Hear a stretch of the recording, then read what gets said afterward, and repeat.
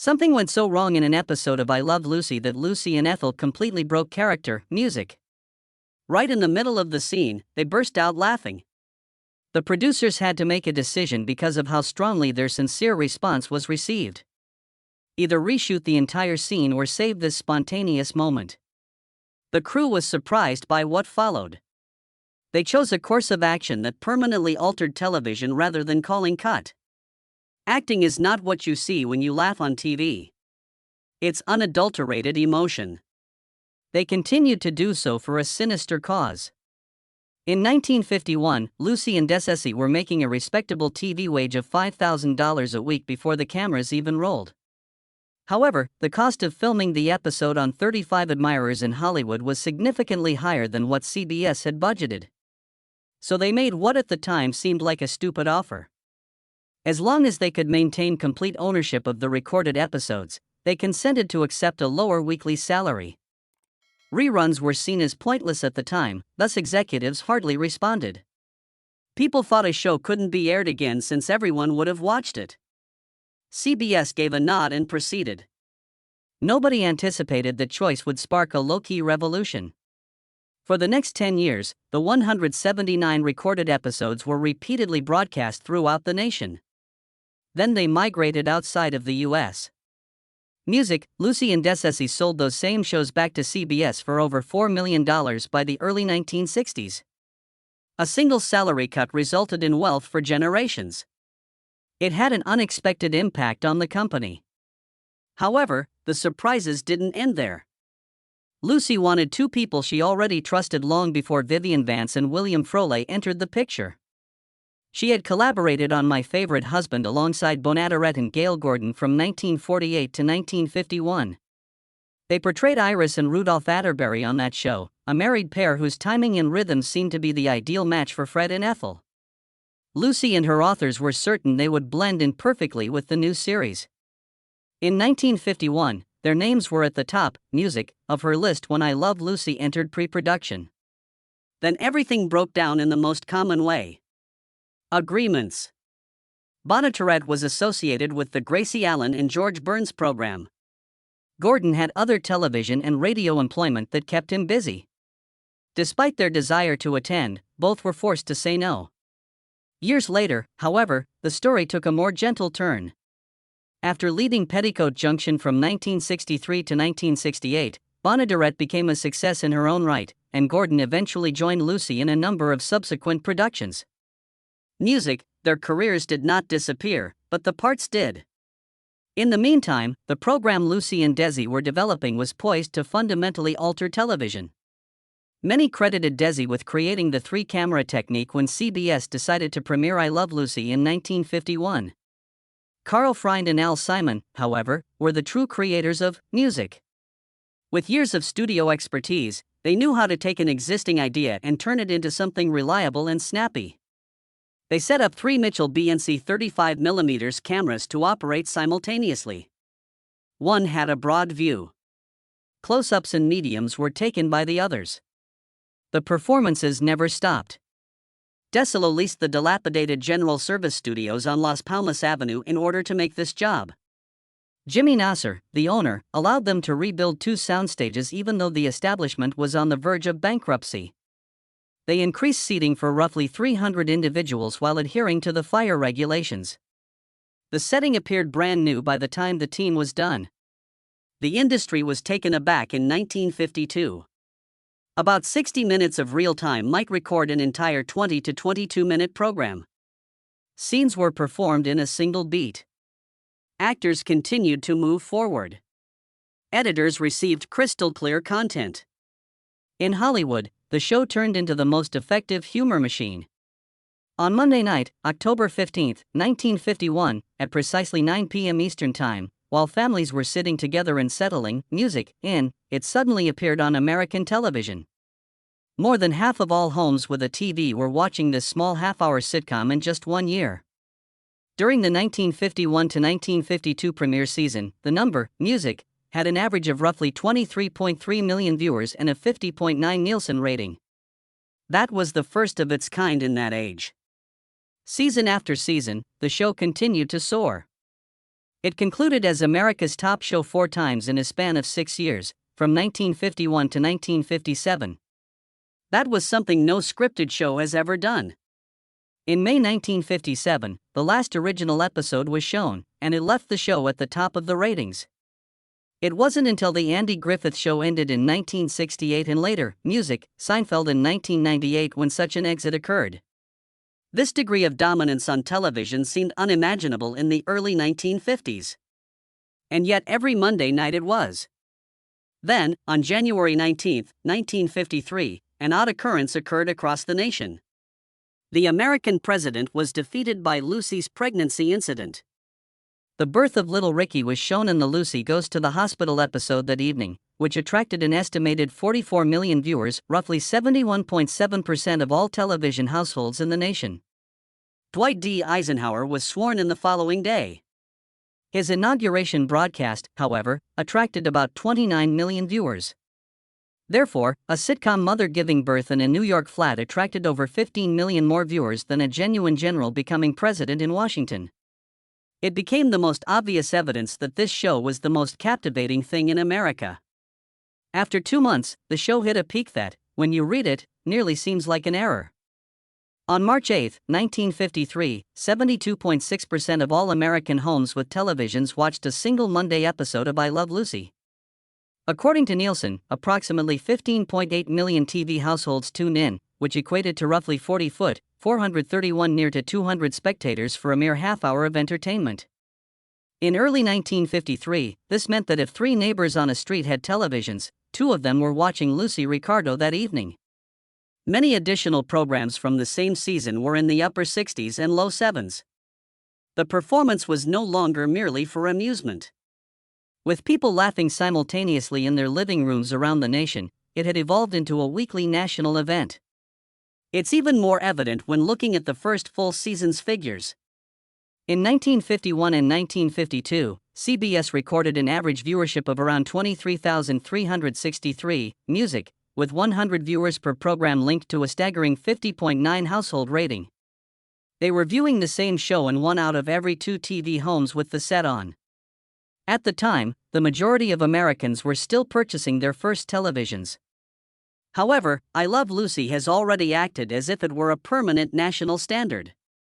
That combination of audience size and share was unmatched by any other brand new series of early 1950s, Music.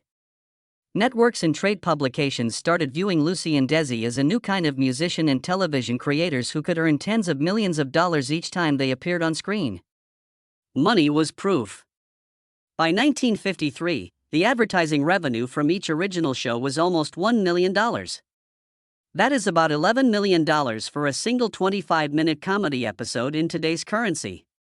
Because the show could consistently place its message in front of almost 40 million viewers every Music Monday evening, advertisers that offered household goods or cigarettes were willing to pay that.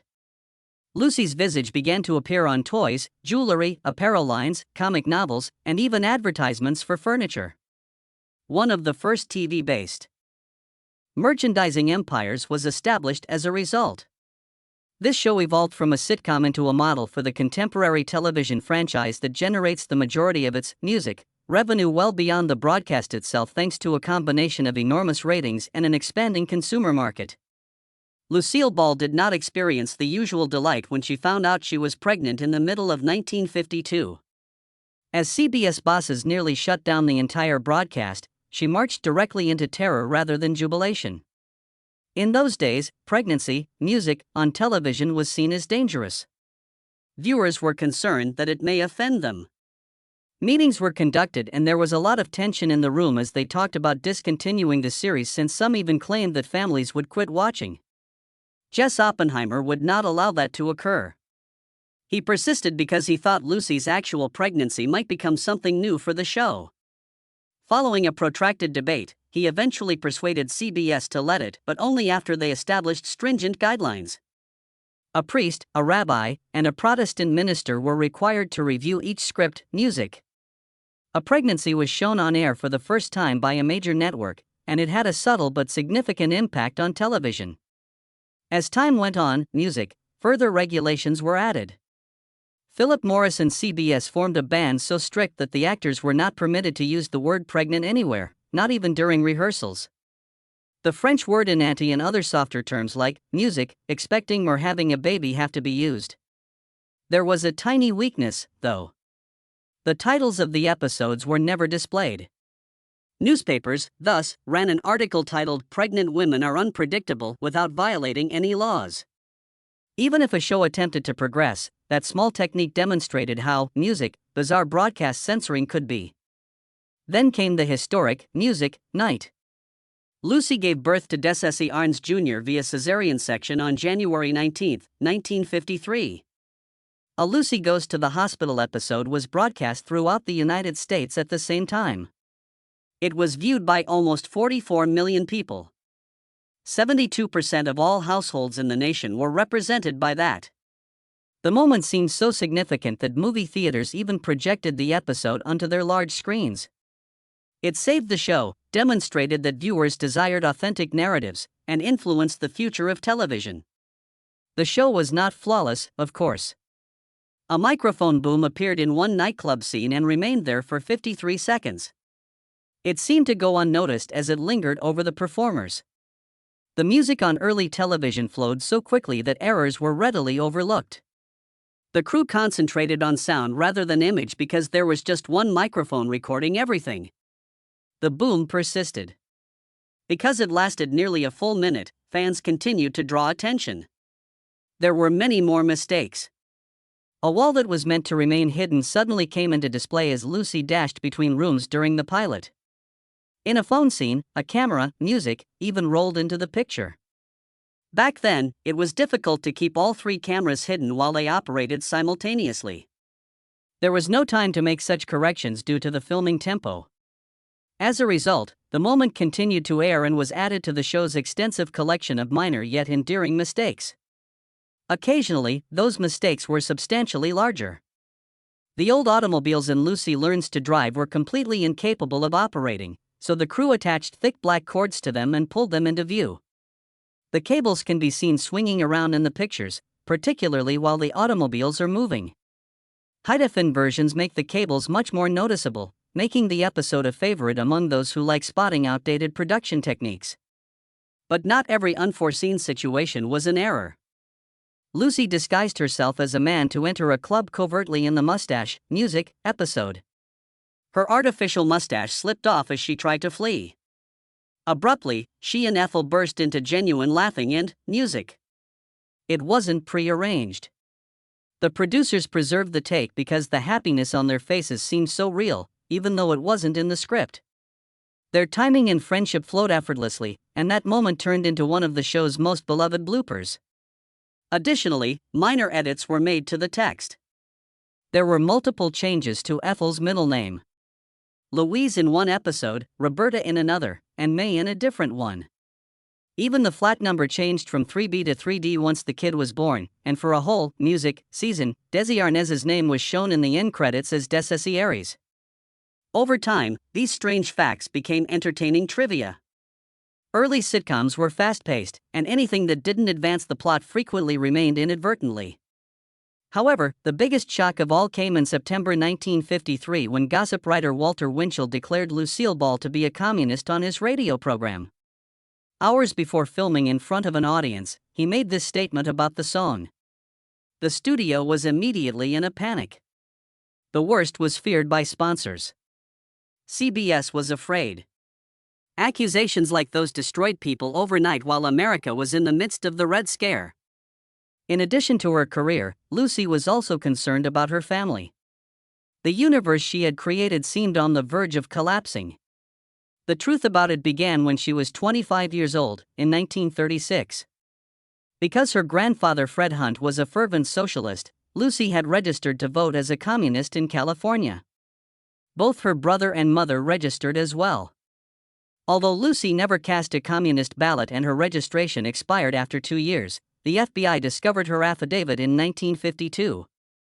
Music, they also discovered her name on the list of delegates of the Communist Party's California State Central Committee. It made little difference now if she ever took that duty seriously. There were such papers. Once revealed, they were a source of anxiety. Lucy had already provided Whack with 2 private testimonies, one in April 1952 and another on September 4, 1953. She explained to them that she had simply registered to please her grandfather. She maintained that she had no affiliation with, interest in, or intention of adhering to the party. Whack agreed to her justification. After the narrative broke, the damage occurred even if they cleared her. The fear followed her around, people muttered, and the headlines became louder. Even Edgar Hoover looked over her file. He perused the old registration records and her evidence. She informed investigators unequivocally that she was not and had never been a communist. Like he frequently did with celebrities, Hoover let the committee clear her but left her file open. It demonstrated how tense music was during that time and how much focus was placed on performers who influenced public opinion.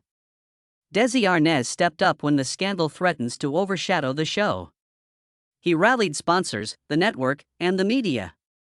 His defense of his wife would reverberate for music decades as he stood in his house. According to him, the only thing that was read about Lucy was that she had hair, and even that was untrue. He phoned Hoover. Lucy was safe, according to Hoover. After informing everyone of the news, Desi walked Lucy in front of the live crowd. The audience got to their feet.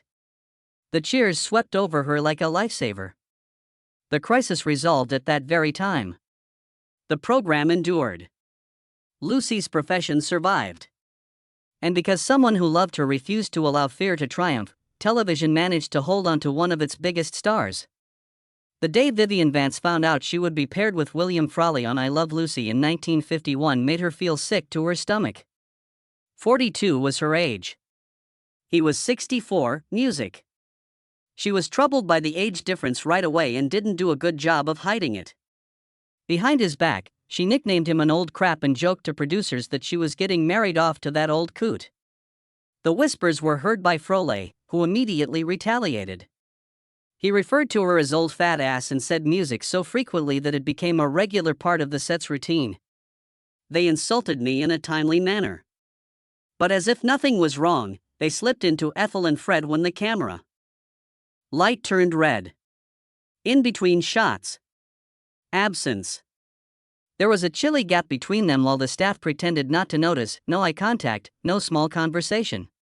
Greg Oppenheimer revealed years later how upset Vance was about the age difference and how much she detested the notion that viewers thought she belonged with him. In several episodes, she even made fun of Fred, music, as "Oh Fat Freddy." Throughout the show's 7-year run, each punch widened a wound that never fully healed. The resentment persisted even after I Love Lucy stopped in the late 1950s. The producers discussed creating a spin-off centered on Fred and Ethel. Frawley smiled at the thought.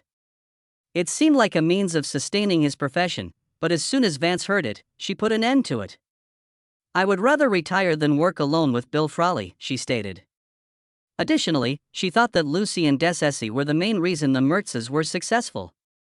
She believed the play would fail without that. Her rejection quickly put an end to the endeavor. She even declined a bonus check so she wouldn't have to stand next to him. When asked about it on the Dina Shore Show in 1975, music, she grinned and stated she had no regrets. Early in the show's existence was the worst part. Sometime in 1952, Broly overheard Vance griping to producers about their age disparity. She had said that the audience would never accept her as the elderly man's wife. She had no idea how severely the words struck him. Having performed in vaudeville for decades, he was expecting respect rather than disgrace. He stopped assuming anything about her after that day. The mood on set grew colder as his insults, music, became more acerbic and intimate. For years, people talked in whispers about the conflict. Of course, Frawley never forgot it. Everything was made worse by his drinking. Desi Arnaz was forced to include stringent clauses in Frawley's contract, music, threatening to terminate him if he showed up intoxicated. Despite the caution, he, music, continued to drink frequently. He kept his hands in his pockets during filming since they trembled so much. His abrupt outbursts of rage and mood swings were complained about by crew members. Era even paid someone to pick him up from Nicodel, which he went to far too frequently. The weight of his addiction was felt by the entire set. But once the camera rolled, he was always able to deliver. And since he was so talented and because Arnaz had a soft place for him, he kept him around. The news spread quickly when Frawley passed away on March 3, 1966, after a heart attack. When Vivian Vance heard, she was dining with friends. She raised her glass and said, "Cheer to all," rather than pause in sorrow. The music table looked at her, not knowing how to respond. When reporters called, she declined to talk about him and avoided attending any memorial services. She remained silent for years. Frawley's refusal was confirmed by crew members and even family members. Fans who had spent 7 seasons watching the couple fall in love and argue on screen were taken aback. Vance had spoken her parting remarks without a single word of love. Simultaneously, Desi Arnaz was surrounded by another hurricane. According to Scott Bowers, he arranged 2 or 3 women per week for Desi during the 1951 to 1957 I Love Lucy era of television. Bowers worked as a petrol station attendant before becoming a secret fixer in Hollywood. In his 2012 memoir, Desi claimed that he enjoyed music and that most ladies were unaware of him. He was a quick lay and liked any attractive girl. Even as Lucy's celebrity soared, the pace hardly slowed. Later, some of Bowers's tale was corroborated by journalists and biographers, lending credence to the assertions. Bowers was eventually confronted by Lucille Ball at a gathering in the middle of the 1950s. After years of rumors, she came straight up to him and yelled, "How dare you pimp for Desi in front of everyone?" It felt like a pressure release at last. Despite claiming embarrassment, Bowers insisted he just carried out orders. Later, writers looking into Hollywood's underground confirmed the encounter and described it as one of the few occasions Lucy publicly admitted her infidelity. Then came the January 1955 issue of Confidential magazine, which had the headline, "Does DIY Really Love Lucy?" It said that he used Vice dollies and about a pal who ordered 2 medium-rare cuties at the Beverly Hills Hotel. With over 5 million readers at its peak, Confidential's controversy went viral. The harm to DeCessi's reputation persisted despite the magazine being sued for many celebrity exposes. Music, for years, people discussed the article. DeCessi's book, a book, published in 1977, was the first time he talked for himself, music. He claimed that both Lucy and himself were unfaithful. He acknowledged that as their disputes grew more frequent, their romantic life collapsed and they both sought solace elsewhere. By the late 1950s, he claimed, it had been almost a year since he had slept in their master bedroom. People were shocked by his candor because celebrities of his time seldom disclosed such harsh realities. The memoir is frequently cited by biographers as providing the best insight into their marriage's breakdown. Later, their daughter Lucy Arnaz called her father's affairs a very special, strange, music problem. Despite his profound love for Lucy and the family, she said he was unable to give up on other women. Lucy was aware of the cycle, but she eventually found it intolerable.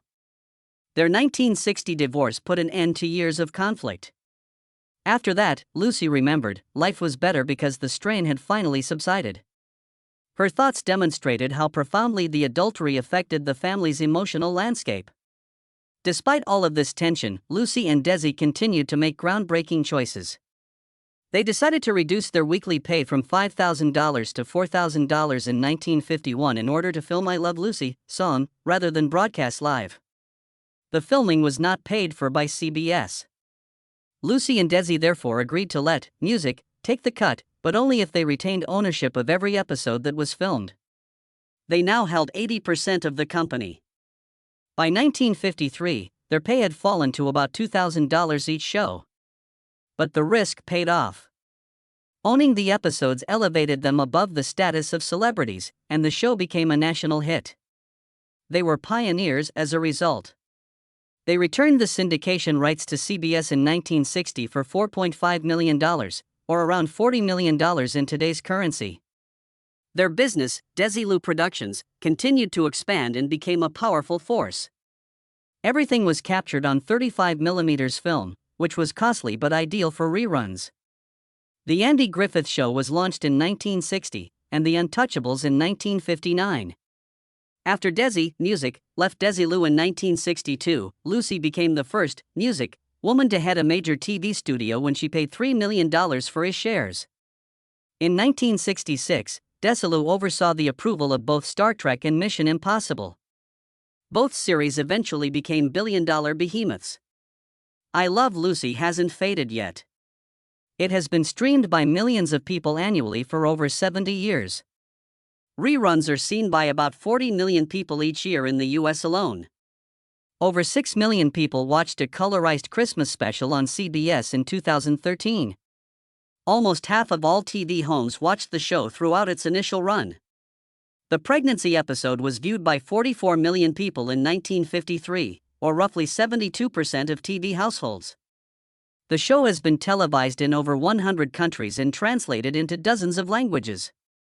It produced, Music, 179 episodes over 6 seasons, from October 15, 1951, to May 6, 1957. It won 5 Emmys and helped to define television's future by demonstrating the potency of taped sitcoms and reruns.